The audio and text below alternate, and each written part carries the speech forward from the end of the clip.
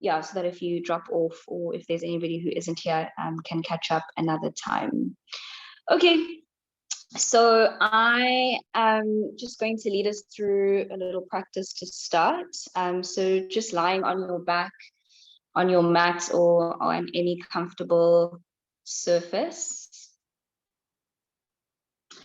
and not worrying too much about whether you're getting anything right or wrong, and really just focusing on comfort.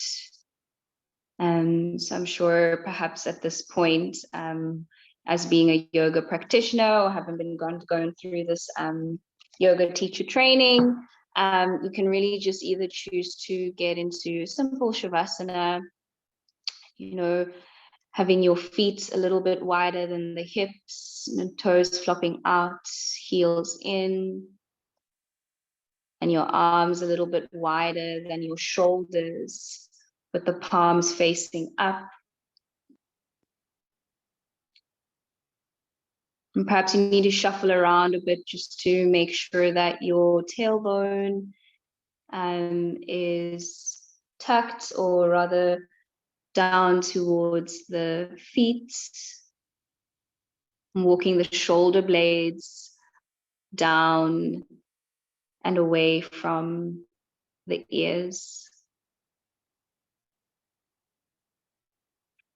So making any adjustments to feel comfortable in your body.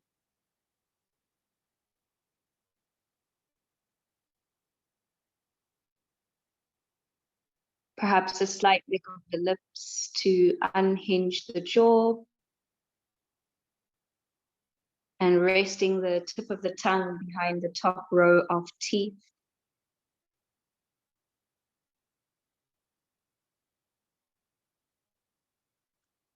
And just scanning to see where you can let go of tension. So perhaps you notice that you're frowning in the face. Just smoothing that space in between the eyebrows, allowing the facial muscles to release.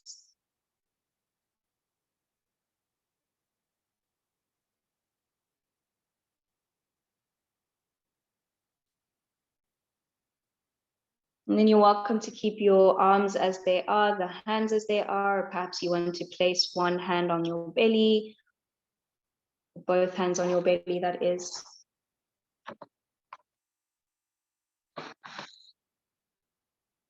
Before we get into anything specific, just starting to check in with yourself. So checking in with your breath. How is the breath moving through the body? No need to change or fix anything. Just being curious about how the breath is moving.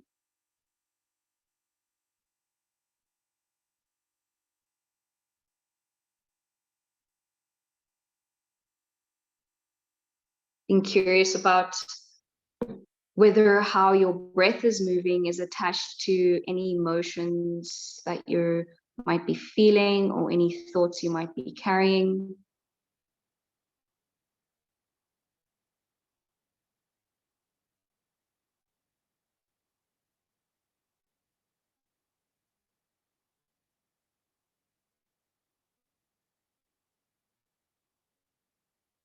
And at this point, your eyes are either closed or just holding a very soft gaze and bringing your attention into your internal landscape. So you can check in with yourself. How am I? How am I doing?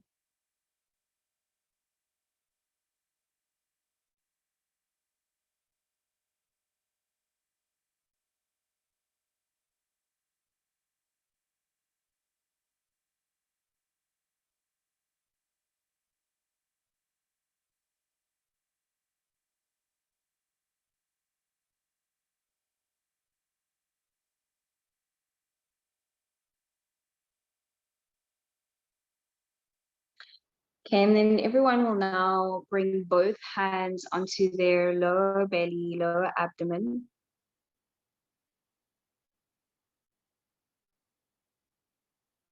You're just starting to feel the abdomen rise on your inhalations and flatten on the exhalation.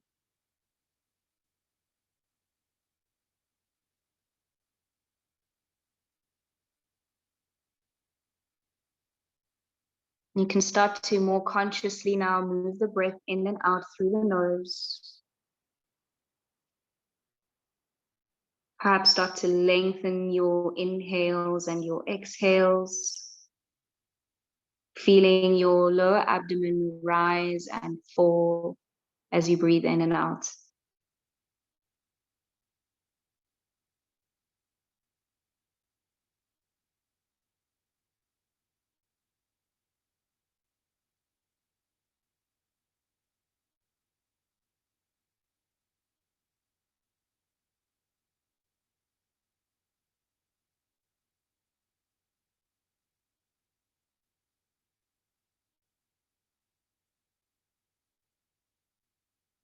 See if you can start to lengthen the count as you breathe in and out. So perhaps you notice that you're breathing to a count of 3 as you breathe in, and then a count of 3 as you breathe out. And see if you can start to increase that, maybe to 4, maybe to 5, maybe to 8. So not forcing anything, just allowing yourself to deepen your breath, to lengthen your inhalations and your exhalations.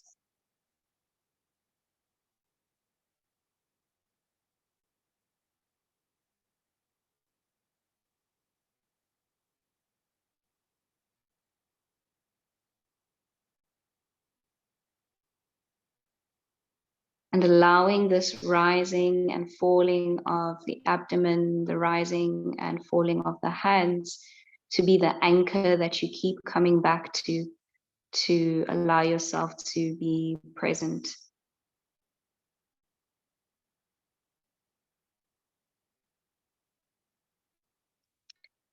So keeping your left hand on your belly, you'll start to move your right hand onto your diaphragm. So that space just below the opening of the lower ribs. Keeping the eyes closed, or that soft gaze.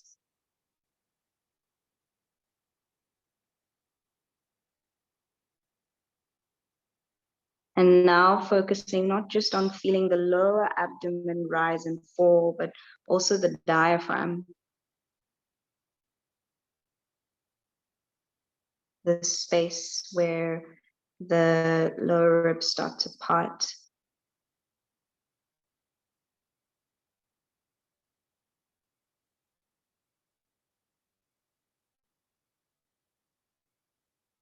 Feeling both of your hands rise and fall.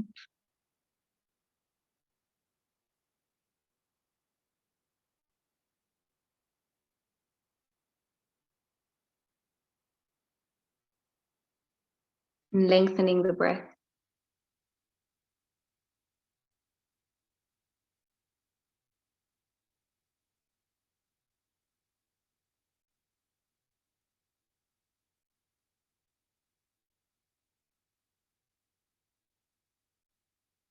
And maintaining a sense of comfort in the body, still keeping the left hand on the lower abdomen. And now moving your right hand from the diaphragm to your rib, so the right side of your rib, and seeing if you can wrap the fingers to the front of the ribs and the thumb to the back of the ribs. So you're kind of cupping your right side of the ribs.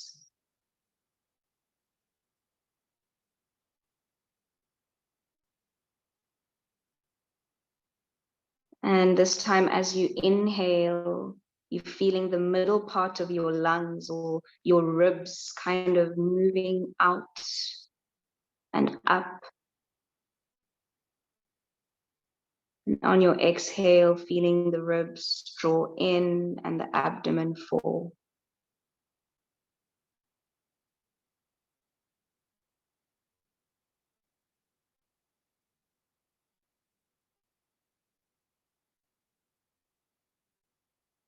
And so on your inhales, your ribs are moving up and out to the side, and then contracting on your exhales.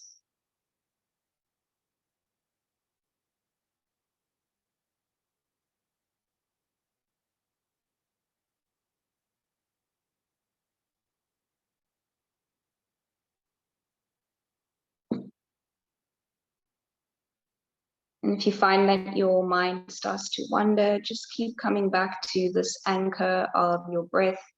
Keep coming back to noticing the rising and falling of your abdomen and your ribs.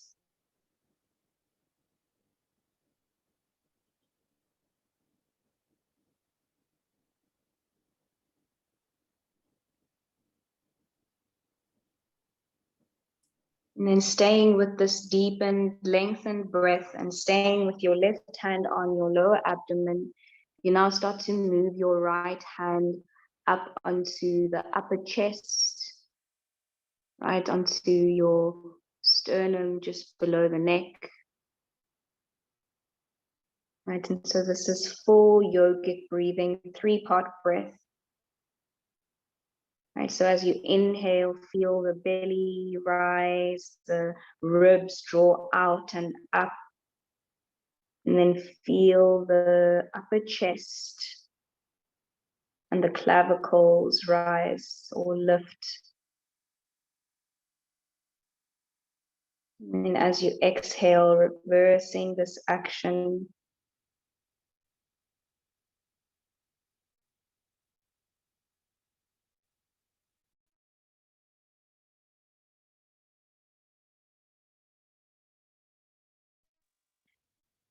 And so just moving to your own count, your own rhythm.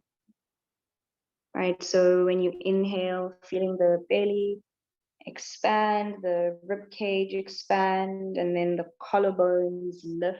So you're really moving all the way.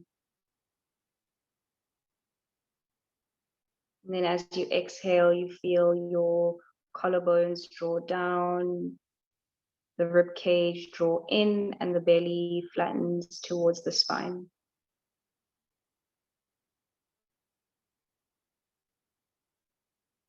So you'll repeat this 3 times in your own time, your own count.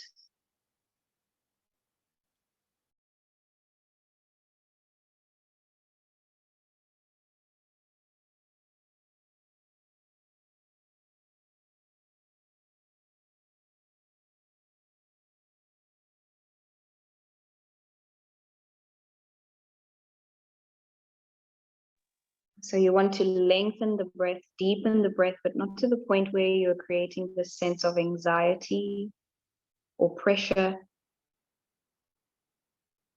So still maintaining some sense of comfort and ease.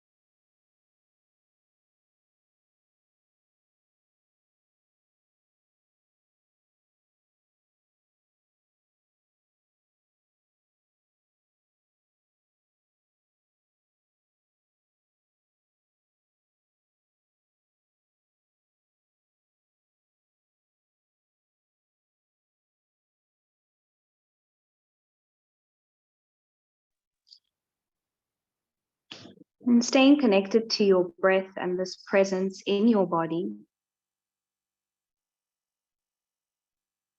start to feel into or sense into what justice feels like in your body. So we've been talking about social justice.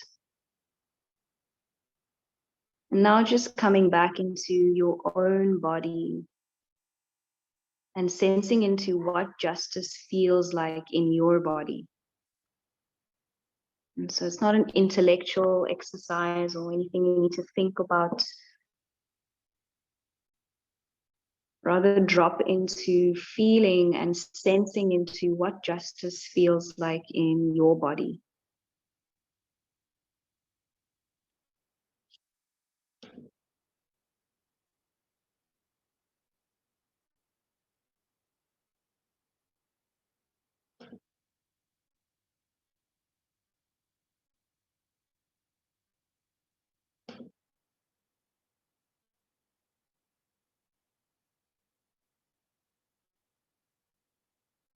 Perhaps you sense justice in a particular part of your body.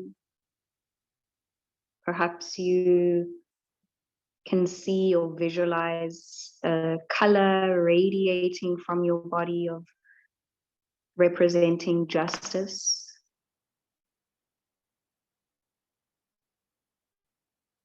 So there's no right or wrong way to go about this, just sensing and feeling into what justice is like in your body.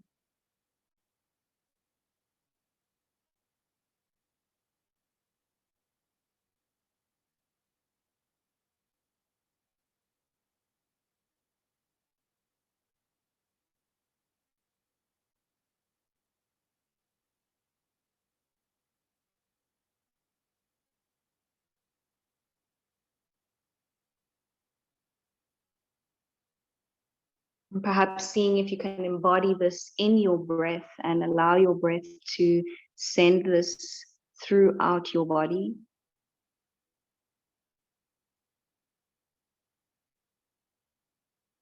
You can really rest into the sense of justice for you.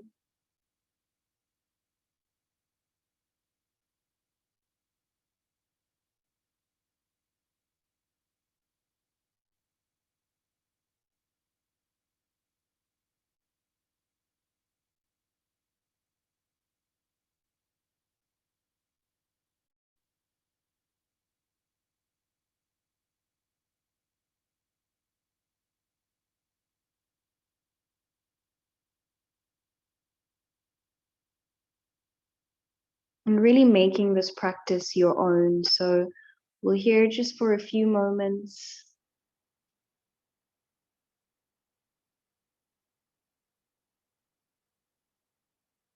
Perhaps there's an affirmation for yourself that you'd like to sense into now.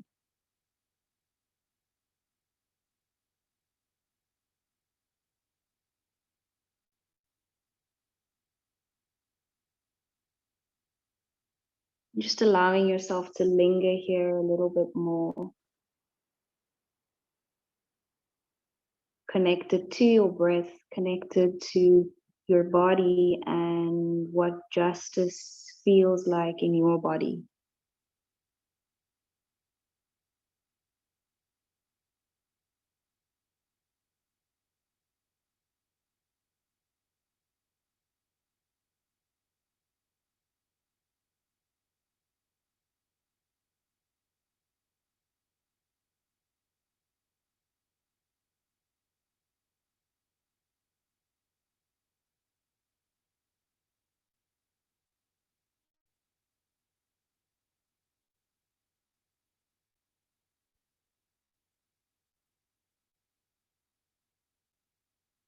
And so taking 3 more breaths wherever you are, and then you can start to make your way back into a seat. So there's no rush or wait for everyone. Okay, so just taking a couple more breaths here and then slowly, gently easing yourself back into a seat.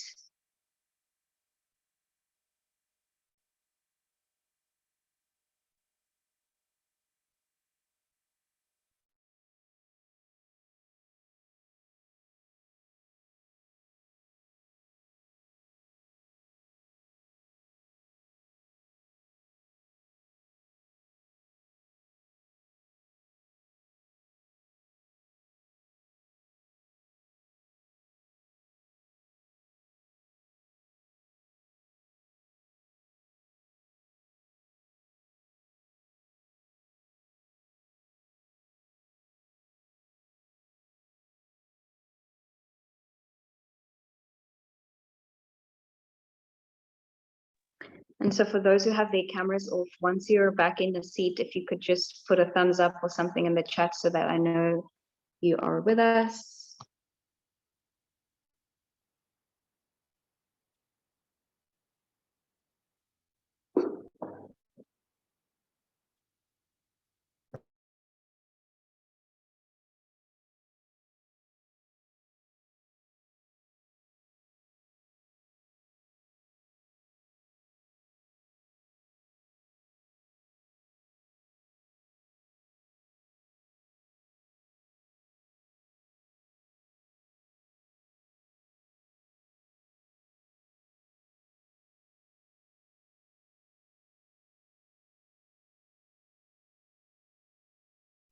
And then perhaps if we could just have 2 or 3 people, just if you'd like to share a reflection of maybe what justice feels like in your body, or perhaps an affirmation or an intention or something that it might have arisen from this practice.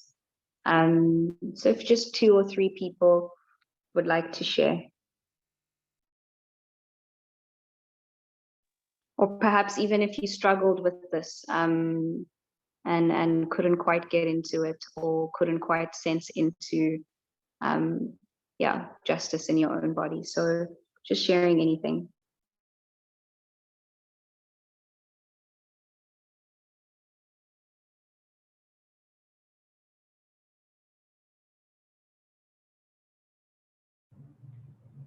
The one thought that really stuck out in my mind was a sense of fairness.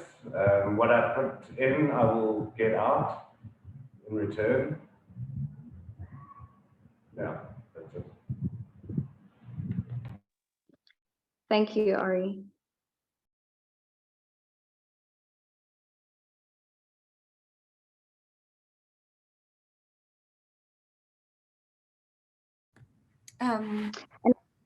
Sorry, I know yesterday there was talks about affirmation, just sort of like challenging yourself to something that you sort of don't believe in yourself.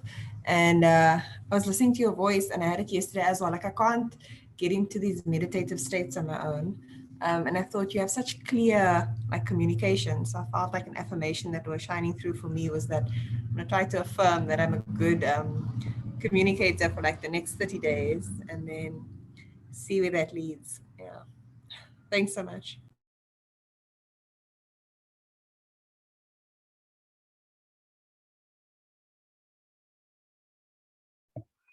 Thank you. Sorry. It took me a while to actually, I was very fidgety in the beginning. And then when you start thinking about justice in your body, I was like weird. I could finally like focus on something, and then the rest of it was a bit of a daze. So it took a lot longer to come out of it because it took a while to get into it. Thank you. And thanks so much to those who shared. And yeah, I guess it also just shows the diversity in that in terms of, what comes up for everyone. So thanks for that. And for me, it's quite important to, I think, in terms of diversity, equity, inclusion, community development, particularly in the context of yoga, to sense into what that means for you, and to embody that for yourself, and then acting from that place to kind of share it with your community and those around you. So yeah, just starting off with that practice. And for today, I'd like to keep it quite casual. There's maybe 3 little, either sort of, so there'll be a case study that I'll be sharing, and then 2 sort of concepts. So it's very, very thin today, as opposed to tomorrow, in terms of the theory or anything like that I'll be sharing. And I'd like for today to be a space for maybe reflection or discussion or debate or questions, and I will use prompts to get us into that, if that makes sense to everyone. So I think to start off, I would like to, there's a reading I shared with you last week. We didn't read all of it. And so today I would like to read the allegory part of it, because it, I think, introduces a little bit of community development and what that means. Because last week we kind of looked at oppression and oppression dynamics and how that manifests at different levels, but didn't necessarily get too much into how do we then start to shift that and create a more just and equitable world from a social theory point of view. And so today and tomorrow, we're going to be talking about community development sort of in general. And because I think most of the time people think with this module that I'm going to be teaching around teaching yoga in communities. So that's definitely one aspect that we'll look at, and some of the questions or concerns that people might have around that. But it's also just about community development as a principle, so that you can apply it to any other projects that you might be involved in. So I'm going to read this allegory. Let me just get it quickly.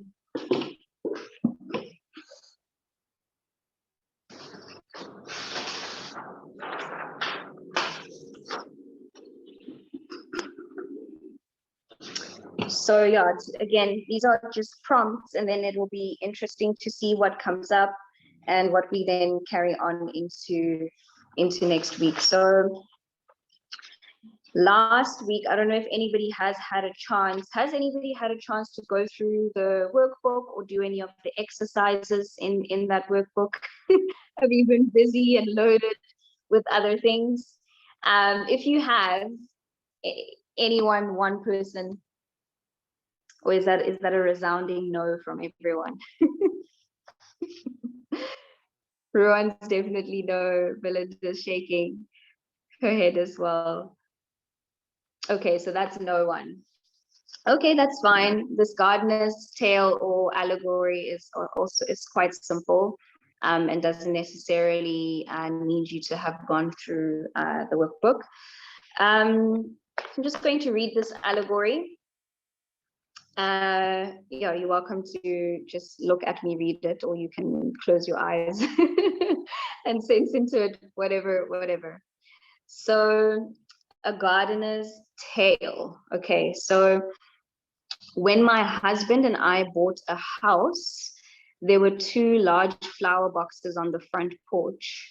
And also you're welcome to make notes of anything, if anything comes up, so that when we're having discussion, you can note back to that if you like.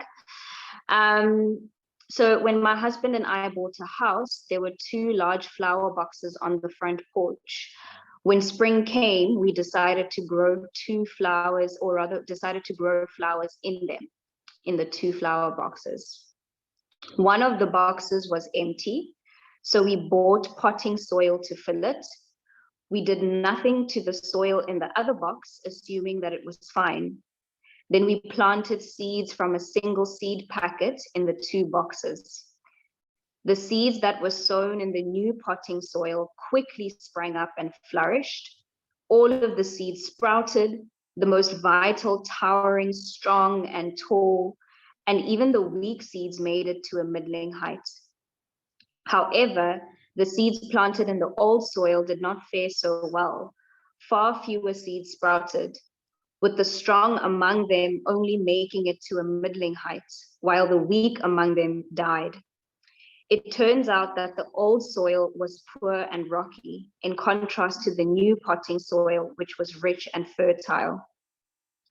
The difference in yield and appearance in the 2 flower boxes was a vivid real-life illustration of the importance of environment.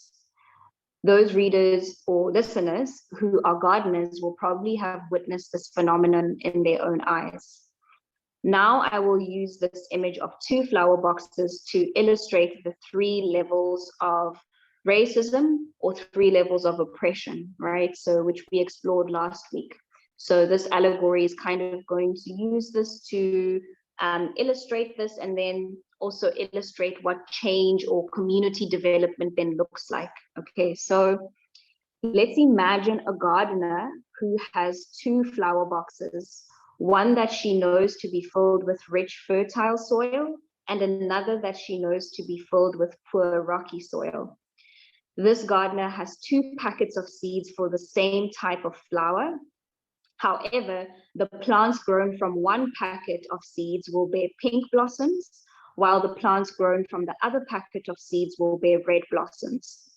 So the gardener prefers red over pink, so she plants the red seed in the rich, fertile soil and the pink seed in the poor, rocky soil. And sure enough, what I witnessed in my own garden comes to pass in this garden too. All of the red flowers grow up and flourish, with the fittest growing tall and strong, and even the weakest making it to middling height. But in the box with the poor, rocky soil, things look different. The weak among the pink seeds don't even make it, and the strongest among them grow only to a middling height. In time, the flowers in the 2 boxes go to seed, dropping the progeny in the same soil in which they were growing. The next year, the same thing happens, with the red flowers in the rich soil growing full and vigorous and strong, while the pink flowers in the poor soil struggle to survive. And these flowers go to seed. Year after year, the same thing happens. 10 years later, the gardener comes to survey her garden. Gazing at the 2 block boxes, she says, "I was right to prefer red over pink. Look how vibrant and beautiful the red flowers look, and see how pitiful and scrawny the pink ones are." So this part of the story illustrates some of the important aspects of institutionalized racism, or any ism. There is the initial historical insult of separating the seed into 2 different types of soil, the contemporary structural factors of the flower boxes, which keep the soils separate, and the act of omission in not addressing the differences between the soils over the years. So the normative aspects of institutionalized racism are illustrated by the initial preference of the gardener for the red over the pink. Indeed, her assumption that red is intrinsically better than pink may contribute to a blindness about the difference between the soils. And then where's the personally mediated racism in the gardener's tale? That occurs when the gardener, disdaining the pink flowers because they look so poor and scraggly, plucks the pink blossoms off before they can even go to seed. Or when a seed from a pink flower has been blown into the rich soil and she plucks it out before it can establish itself. And then where's the internalized racism in this tale? That occurs when a bee comes along to pollinate the pink flowers and the pink flowers say, "Stop, don't bring me any of that pollen, I prefer the red." The pink flowers have internalized the belief that the red is better than pink because they look across the other flower box and see the red flowers strong and flourishing. So what are we to do if we want to put things right in this garden? So last week, right, we explored those 3 levels of oppression, right, which can apply to any ism, which was the institutionalized, the personally mediated, and the internalized. And today, looking into community development, we're looking at, okay, what do we do if we want to put things right, okay? So using this allegory, okay, they say, well, we could start by addressing the internalized racism and telling the pink flowers pink is beautiful. That might make them feel a little bit better, but it will do little to change the conditions in which they live, right? So, or we could address the personally mediated racism by conducting workshops with the gardener to convince her to stop plucking the pink flowers before they've had a chance to go seed. Maybe she'll stop, or maybe she won't. Yet even if we convinced her to stop plucking the pink flowers, we have still done nothing to address the poor rocky condition of the soil, right, in which they live. So what we really have to do to set things right in this garden is address the institutionalized racism. So we have to break down the boxes and mix up the soil, or we can leave the 2 boxes separate but fertilize the poor soil until it is rich and fertile. And when we do that, the pink flowers will grow at least as strong and vibrant as the red, or perhaps stronger, for they have been selected for survival. And when they do, the pink flowers will no longer think that red pollen is better than pink, because they will look over the red flowers and see that they are equally strong and beautiful. And although the original gardener may have to go to her grave preferring red over pink, the gardener's children who grow up seeing that pink and red are equally beautiful will be unlikely to develop the same preferences. Okay, so I'll stop it there. And perhaps maybe you can have just a moment to think about it. But any initial thoughts or reflections on this allegory in terms of how it's represented these three levels and how it is dipping into this topic of what actual community development is about and the different layers? So any thoughts or even questions?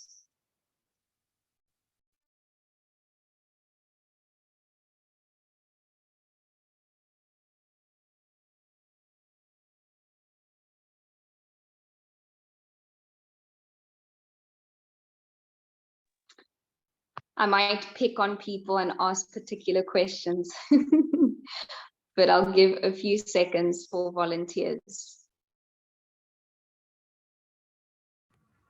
Hi, it's Nicole again. I quite like that it was depersonalized. And instead of, like, I didn't know where the story was going. I was like, why are you talking about flowers? This is not really got to do with yoga. Maybe it's, yeah, I was quite interested, like intrigued. And then I really liked that it was depersonalized, because then you can assess things like a lot better and a lot more objectively. Because I think like once you bring isms into it, especially race, because it's such a touchy subject for different people for different reasons, people get blindsided by their own biases, and it's tough to let go of that when you're in a conversation or in a group of people. So I quite like the depersonalization. It was quite, yeah, eye-opening and a different way of thinking about it. So thank you so much. Thank you, Nicole. I see Dee has hand up. Yeah, I think that what it's really about is that you can't stick a band-aid on it, you know. You've got to address the issue at its most base. And its most base is the conditions for growth. So I guess that's the essence of it. Thank you, Dee. Thank you for that. I also just want to almost add on to what Nicole said. I felt taking people out of it also took ego out of it. And I think in a lot of like conversations that starts to play a really big role, because instead of objectively looking at a problem or something that is going on, our ego starts to interfere, and we're on the back foot and we're ready to stand our ground and to make our voices heard. But to take it out of it and to just make it something in general, and then look at all the differences and see how all of those aspects play such an enormous role. That was really awesome, and it really also gave me a very different perspective on just seeing that and being able to be, oh yes, if we did that and that, then yeah. So, and then taking it home and bringing it home and making it personal.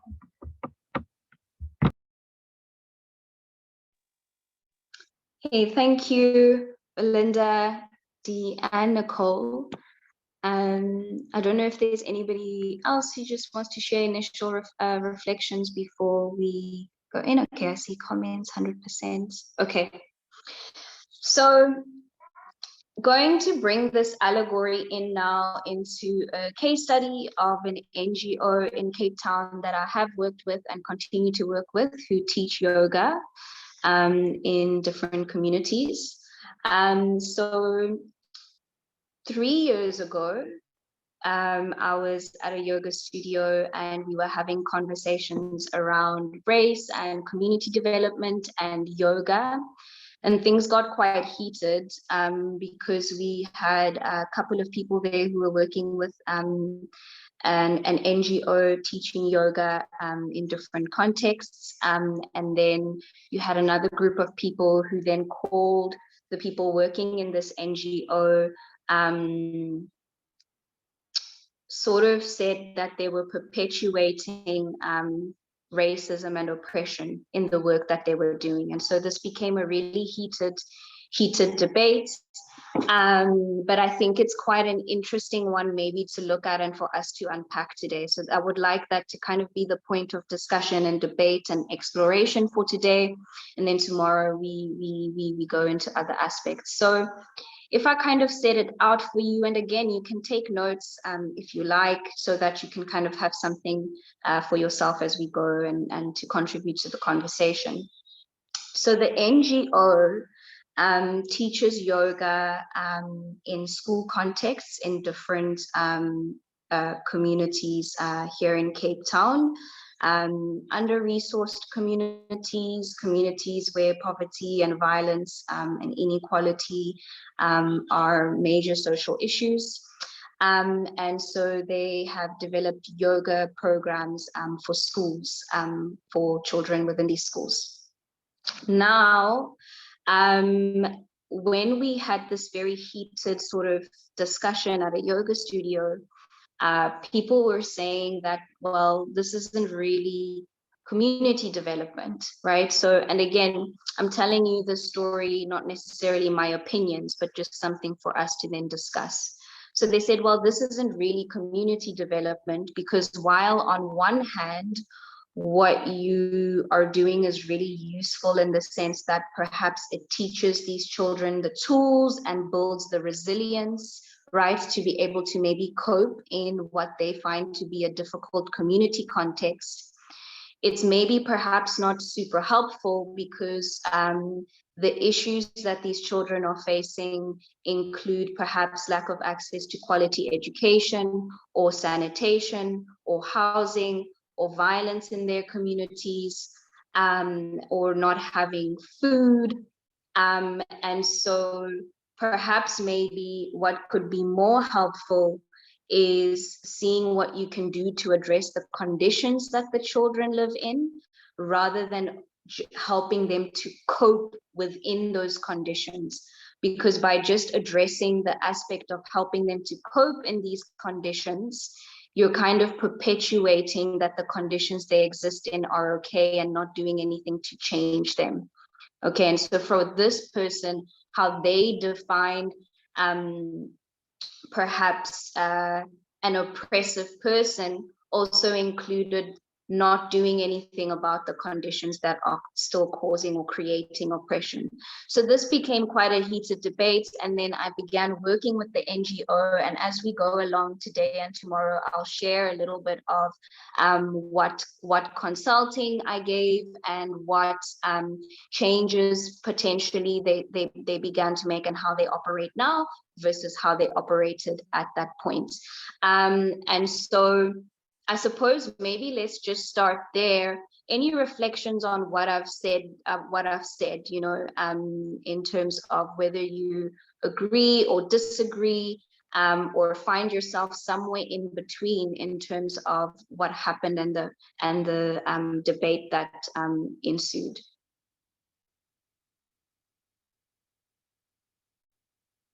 I'm going to pick on Ari because I saw you making notes.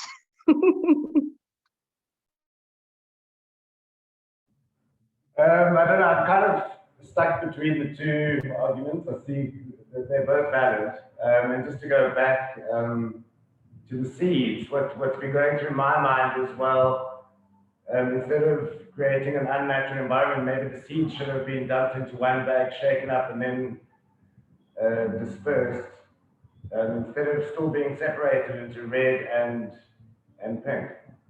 So yeah, I think, me personally, I think it's institutionalization that needs to be addressed, rather than specifics. Yeah. Thank you. And then I see Ruan has a hand up. Yeah, I just have a small thought on this. I mean, I can understand why both would argue about that, but it's like saying what you're doing is not enough and what you're doing is enough, or whatever. And I think of it in a way as if we use the flower pot example. So if community development is actually the fertile soil, these people teaching yoga in schools, they were maybe just adding water to it. So they weren't the soil, but if you still take the water away, it's still something that the flower could have had, which would have made it better. Even though it's not a drastic change, I still think, you know, what are those people going to do now? Now somebody else is going to say, no, you're not doing enough, and then they just throw their hands up and walk away, and that's also not good because it's leaving the kids in that same situation without anything. So those are just my thoughts.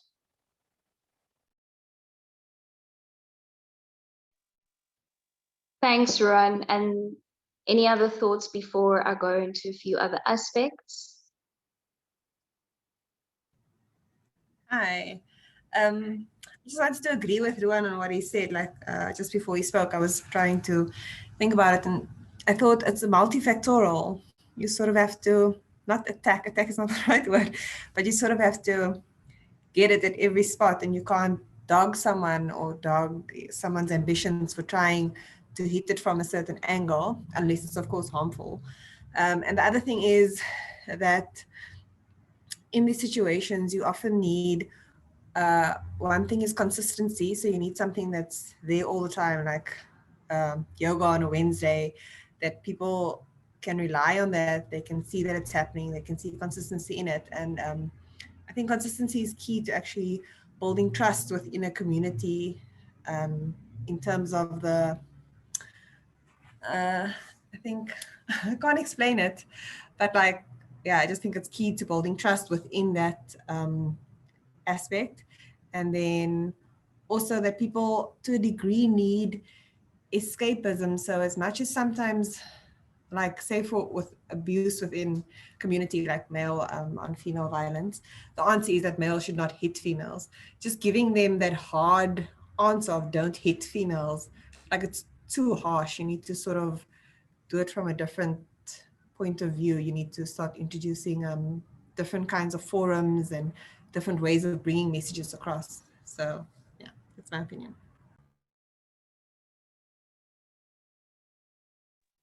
Thanks, Nicole. I see Sinead has hand up. I think I can definitely see how that argument got very heated, because you can see they're coming in with the purest intentions of giving kids, because everybody deserves escape, and like I know I use yoga as an escape, but you can just, so you could see the intentions were so pure, but yeah, the flower pot example is you can't just give flower water.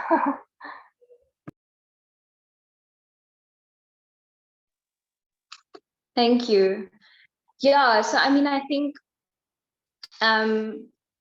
I definitely agree with a lot of what was shared, because for me, there wasn't necessarily a very clear like right or wrong answer, and I don't think there ever is, right? Because like you're saying, it's multifactorial, multifaceted, and there's a lot of things to consider. So I think when I started working with the NGO, because after that, they just said, you know, we really have good intentions, and we feel like what we have been doing has been useful, however are open to seeing if, you know, we could look at things differently or could do things differently, and so maybe let's work together to explore that. So like again, today is just more of a conversation to explore some of these things, and if you have maybe in your own contexts or other examples, just bring them in as well. So I think the first thing that we looked at was, I think for a lot of us, right, we have a yoga practice and find it transformative and useful for ourselves, right? But I think one aspect that I wanted to interrogate with them, and that I thought was useful for them to interrogate in the communities they were working with, is whether they were imposing, right, this yoga practice onto others, and how this concept of yoga was introduced into the community. Because I think, yeah, it's one thing to really feel that we benefit from the practice and want to share the practice with others, but I think it's also another thing to be mindful of not imposing, right, the practice onto others, and really getting to know, I suppose, how other people view well-being, or what practices other people find as useful. And so it was actually interesting when they started to do that survey. So it was in a survey context, and then some interviews with particular groups of learners. And then the findings were that a certain group of the children really appreciated the yoga practice, and that this was something that was introduced to them, and it was something that they would like to continue. Whereas others felt like they prefer other practices, whether it was prayer or sports or other practices that they felt gave them the same benefits, right? That they felt allowed them to cope, that they felt allowed them to, I suppose, be more mindful, or that they felt allowed them to access more joy and happiness and ease and calm. And so through that, so that was the first intervention, I suppose, that shifted the work that they do, that it wasn't necessarily only just yoga in the context of teaching asana and breath work, etc. But then they started to actually expand their offering, right, by engaging their community and the people that they're working with in terms of what practices they actually feel comfortable with, in terms of their religion, or just in terms of what actually leads them to certain experiences, right? Because yoga might lead you to cope better, to have better conversations, to be more mindful, but that might not be what is the best suited or best preferred by somebody else. So through that, they also then started having sort of like a prayer and affirmation club. Through that, they also saw if they could work with some of the existing sport teachers to have a sport program. So I suppose, yeah, the first recommendation was not to impose that yoga would have the same benefits or mean the same thing or will be preferred by other people or the communities or the context that you're going into. So any thoughts on that? Anybody thoughts on that? It's fine if anybody doesn't have any thoughts, but that was just the first aspect. So that was the first aspect. The second aspect was a lot around who was facilitating the programs, right? So they had a lot of people from outside of the community. And again, this is not something that's right or wrong, right? Had a lot of people from outside of the community coming to teach. And they also had a lot of people kind of coming from outside the country, coming to teach or facilitate in these programs. And again, just started to survey on how people or how the children received this or how the children felt about it. And for them, one, there was a sense about language, right, and language discrepancy, and they would prefer if somebody could teach in their own language. They found it quite difficult in some instances in terms of English. And then there was also a question of feeling like the people who were teaching maybe didn't understand their culture or understand their context. And also, unfortunately, in some instances, feeling a sense of kind of being belittled or pitied, they felt was an attitude that certain people held when they were facilitating sessions. So again, an intervention from this, which has shifted, is that it's not that nobody from outside of the community or from outside of the country can come in and participate in these things, but then they created a training right, for anybody who wants to teach or participate in the programs. And the training kind of covers the cultural competencies, which is in the workbook that you have. It also does a little bit of language learning, even if it's as basic as greeting, even if it's as basic as, if you're teaching in the yoga program, not only learning certain poses in English or Sanskrit, but also in Xhosa or Afrikaans or whatever relevant language it would be, and really challenging yourself to do that as well. And also just being able to shift from a sense or an attitude of saviorship or pitying, right? To really being able to see people as fully human, and capable and competent, and not only defined by poverty or inequality, right? But also being able to appreciate that people are more than the conditions or the contexts that they live in. So it was about, it's not that anybody from outside of the community can't come, but what kind of training allows that we have sensitized, responsible, aware people facilitating that doesn't create more harm that the children did express. And then also working more with building teachers within the community context, right?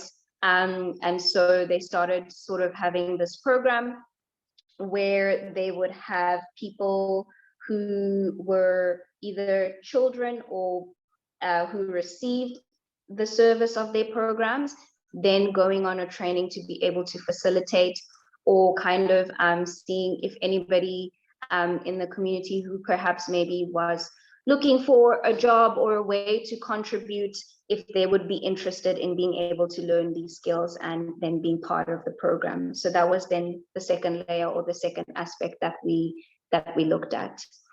And then there was the question of, and I think this is important, right, is that not all of us, actually none of us in the world will be able to solve all of the world's problems, right? We all have a different purpose that we are serving within the bigger picture, and we all have different skills, right, that will then facilitate to a different piece of the pie.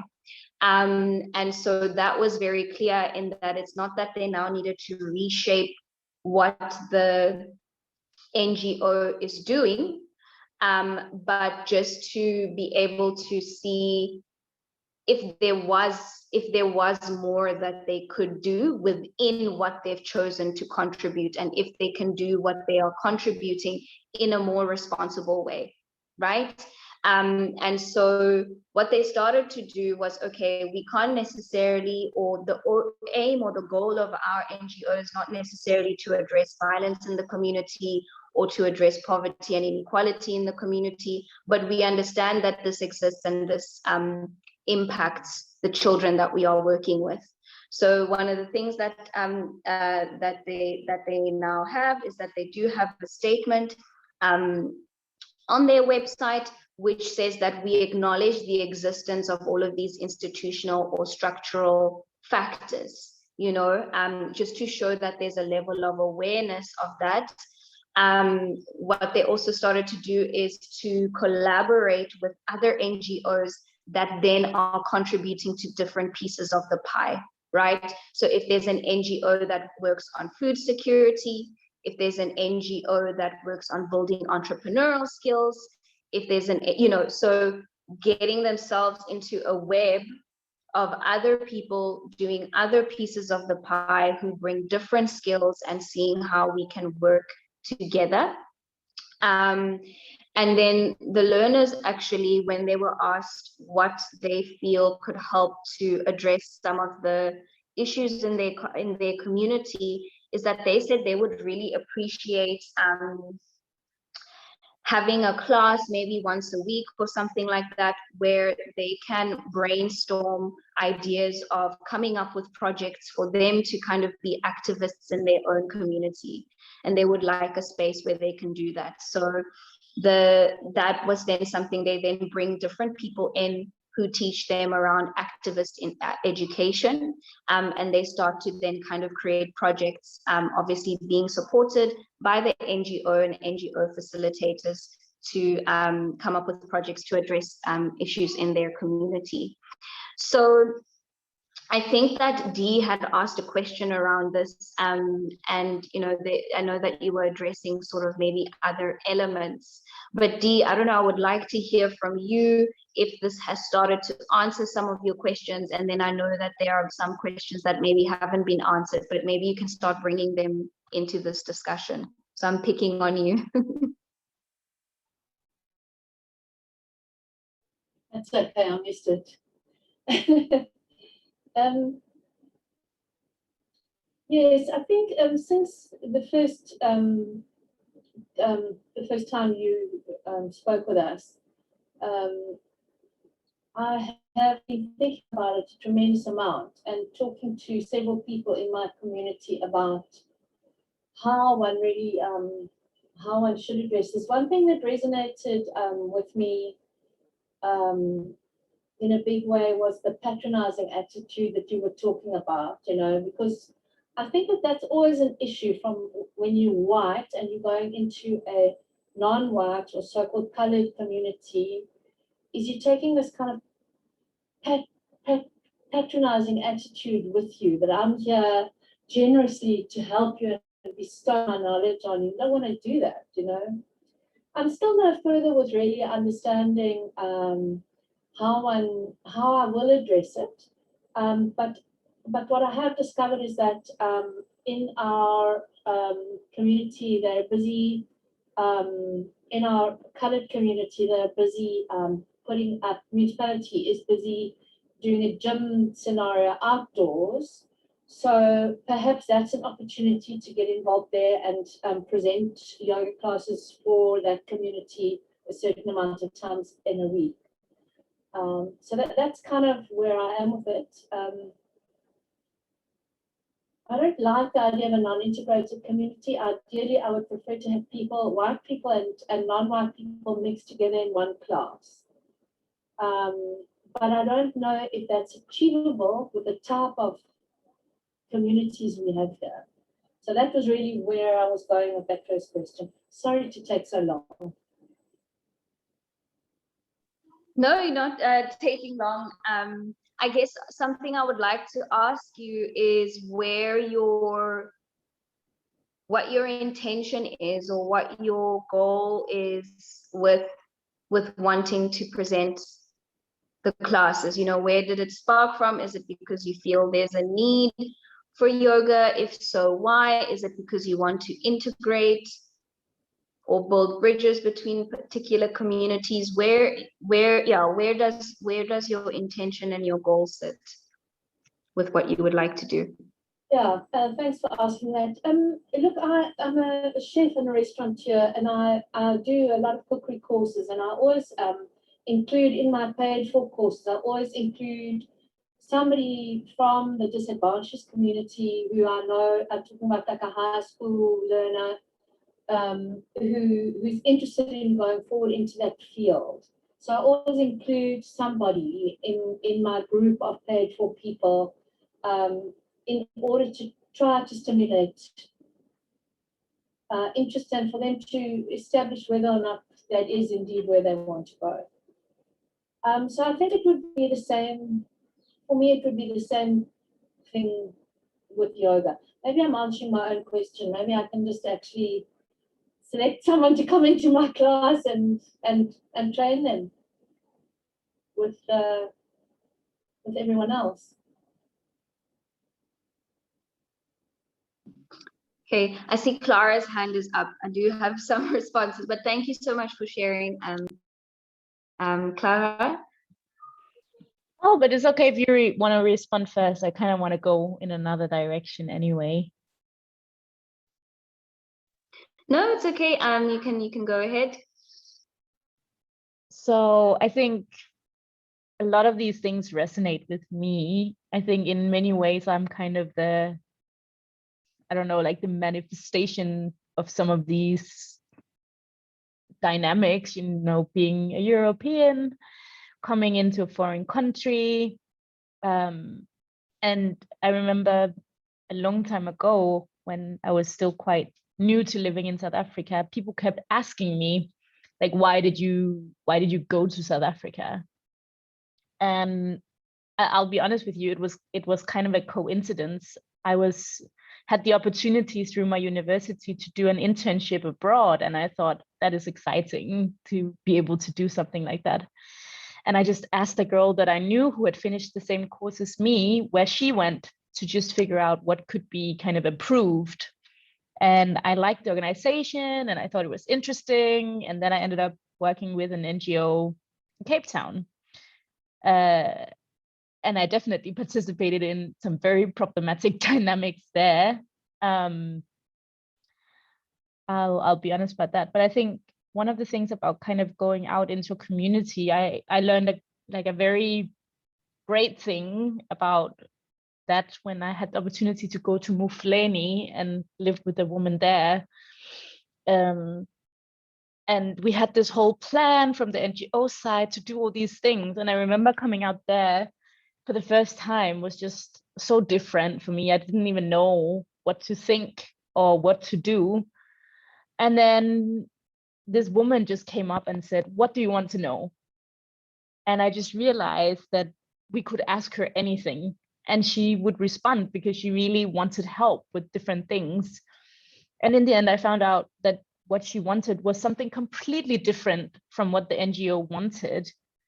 So we had this idea that she wanted like a nanny training or like some sort of like education. And what she really wanted to do was to build a creche.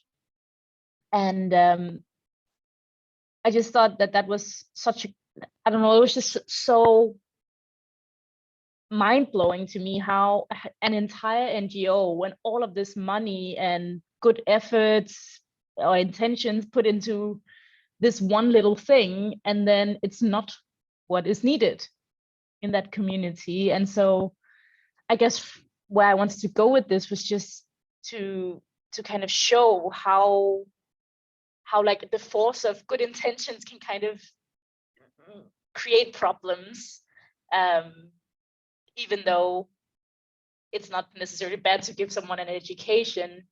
It's just very misplaced. And I think, oh, sorry, it's taking so long.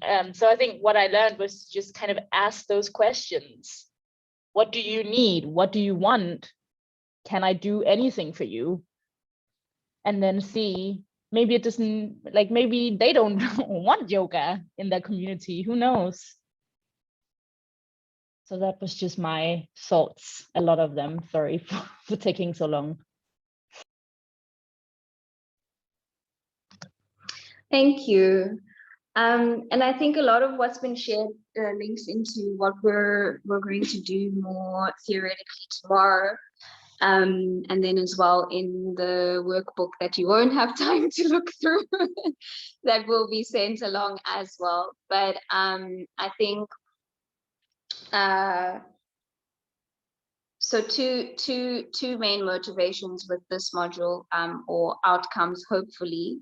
One is that wellness, right, or wellness services, whether it's in my context being counseling, mental health services, or in this context being yoga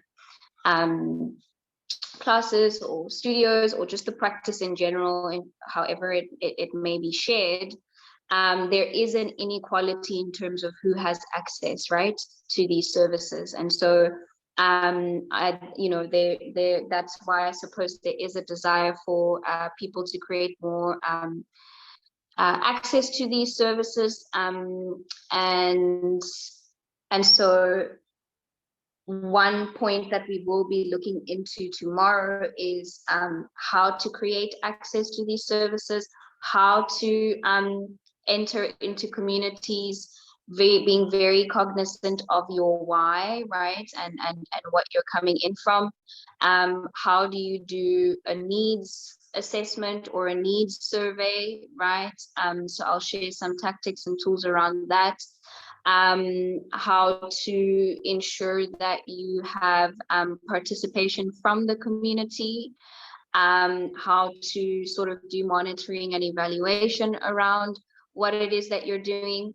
The other aspect of it is that I'll also then be touching into understanding the need or desire to create more access to yoga, right, as a practice and as a service. But also, again, I don't think I ever shared really a lot about my context, and I won't necessarily, but I think I find similarities a lot from mental health or counseling to yoga as well, because I find that, for example, so I've taught, and I think I shared this with you last weekend, but I've been a counselor in a maternity clinic in Hanover Park, and I think that, and for me, that's also the organization that I was working with, Perinatal Mental Health Project, is all about advancing mental health and counseling services in maternity clinics. But I suppose when you are counseling people, or even when you are teaching yoga, right, as a mental health service, which is the way that I look at it, because I was also offering yoga in my counseling sessions and in the waiting room and in the schools that I have been in, you do start to realize also that people are sort of embodied and people exist in a society, right, that impacts them.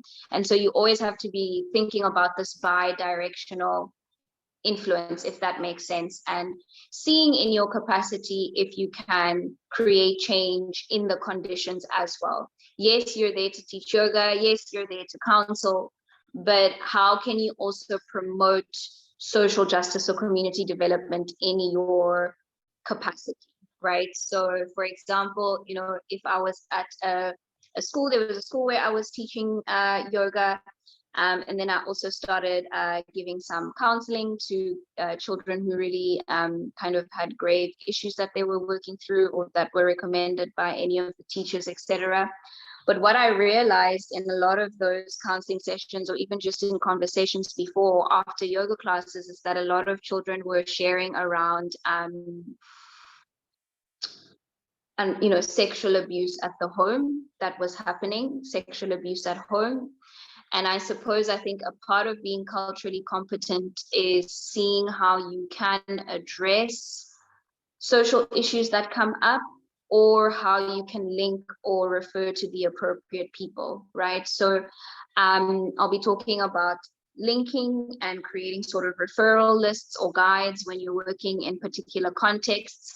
But also what I then did was kind of came up with a project in terms of how the teachers and the principals could implement a sexual abuse prevention program. So I worked on them to create that. So I'll also just be working with you in terms of very basic introduction to program development, right? And we'll look at specific examples, as well as workshop development if you want to address different issues in a community.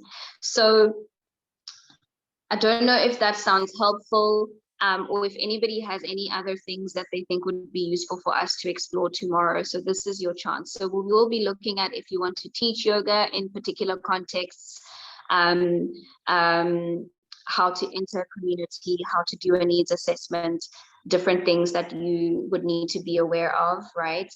Like we said, the saviorism, etc. But also we'll be looking at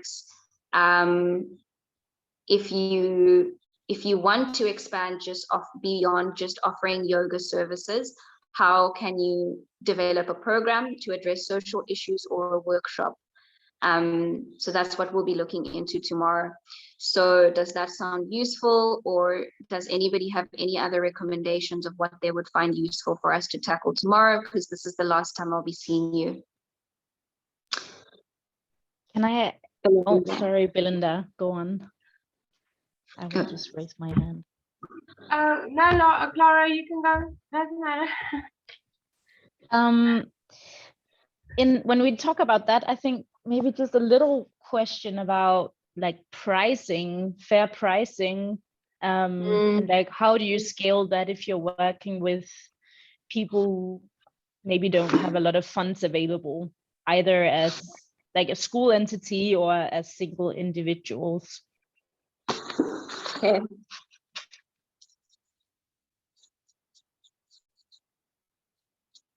Okay, so pricing and funding issues. Okay. Thank you. And then there's Belinda. Maybe just also if let's say I'm not necessarily starting my own program, but joining an already existing NGO or program, just assessing that they are actually doing it. Are they doing it for the right reasons? Like just I don't know. I actually phrase it. So just being able to be like, okay, I can maybe, is this the right group to join? Is this the right NGO to be maybe partnering with, and just maybe 1 or 2 tips or tools how to suss that out, and to be able to be, not to get yourself engulfed in like emotion and, oh, they're doing such a good job, but behind the scenes it might be something different. Okay, so I guess sort of like critical evaluation.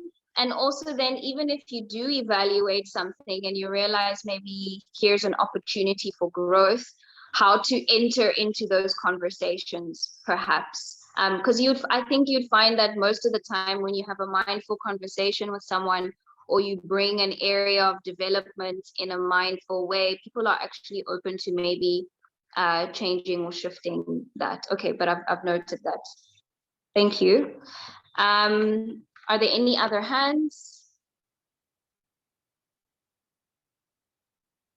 Just because I think with both of these topics, they're so broad. And with 3 hours, there's no way we can go into everything. And I think that's why it's always important for us to maybe kind of co-create what we cover, because every group is always different, right? And people have different things they're interested in or particular questions. And so, yeah, so now is the time if you have anything specific to add to what we have spoken about that would help you specifically. Okay.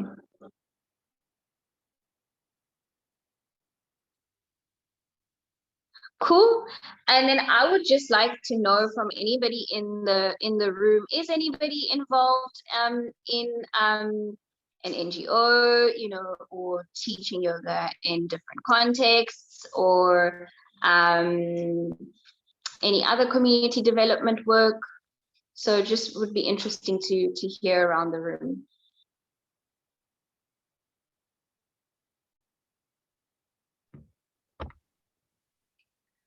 So I'm not at the moment a part of a group, but there is a group that I feel I should maybe approach once I have my accreditation and finish this course.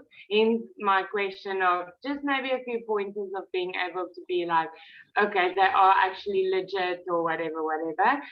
They do have a big name and they have a lot of funding behind them, which doesn't necessarily mean that they, I don't know, good.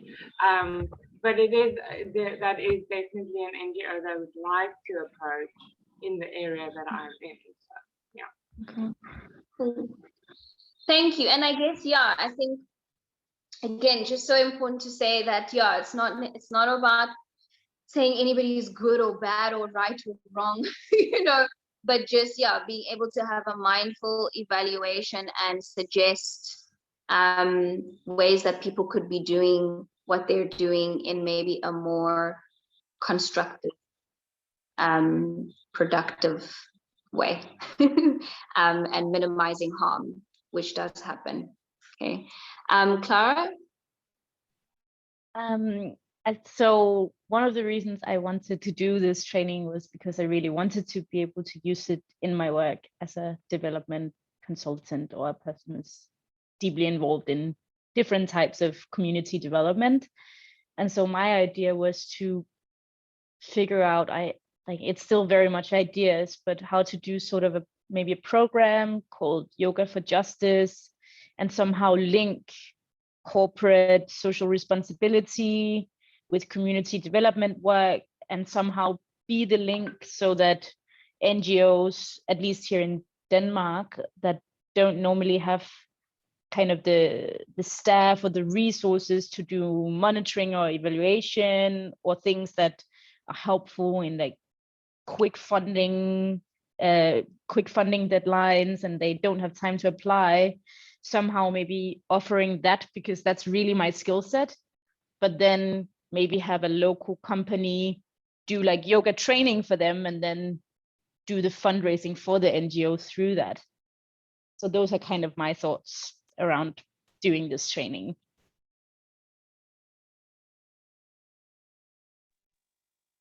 Thank you. Sinead. I wasn't going to say anything because mine's got nothing to do with yoga, but I was, well, quite heavily involved in an orphanage for HIV kids. And then my other comment was, you were reading my mind, because my only thing to say afterwards was, I feel so unprepared because I got such good intentions, but I wanted to go do things, but I think I need you like on my hip with all of your information and programs and everything.